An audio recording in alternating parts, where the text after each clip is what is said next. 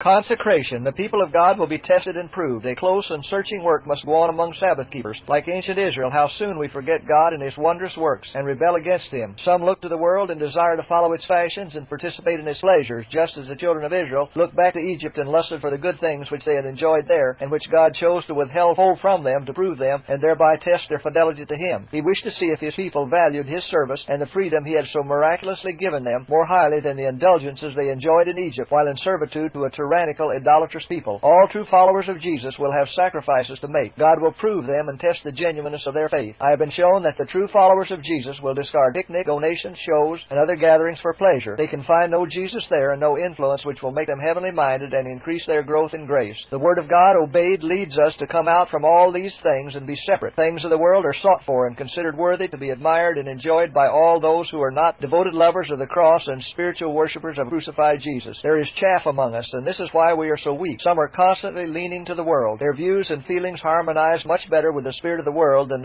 with that of Christ's self-denying followers. It is perfectly natural for them to prefer the company of those whose spirit will best agree with their own, and such have quite too much influence among God's people. They take part with them and have a name among them and are a text for unbelievers and the weak and unconsecrated ones in the church. These persons of two minds will ever have objections to the plain, pointed testimony which reproves individual wrongs. In this refining time, these persons will either be wholly converted and sanctified by obeying the truth, or they will be left with the world, where they belong, to receive their reward with them. By their fruits ye shall know them. All the followers of Christ bear fruit to His glory. Their lives testify that a good work has been wrought in them by the Spirit of God, and their fruit is unto holiness. Their lives are elevated and pure. Those who bear no fruit have no experience in the things of God. They are not in the vine. Read John 15:4 and 5. Abide in me, and I in you. As the branch cannot bear fruit of itself, except it abide in the vine, no more can ye, except ye abide in me. I am the vine, ye are the branches. He that abideth in me, and I in him, the same bringeth forth much fruit. For without me ye can do nothing. If we would be spiritual worshippers of Jesus Christ, we must sacrifice every idol and fully obey the first 4 commandments. Matthew 22:37 and 38. Jesus said unto them, Thou shalt love the Lord thy God with all thy heart, with all thy soul, and with all thy mind. This is the first and great commandment. First 4 commandments allow no separation of the affections from God, nor is anything allowed to divide or share our supreme delight in Him. Whatever divides the affections and takes away from the soul supreme love to God assumes the form of an idol. Our carnal hearts would cling to our idols and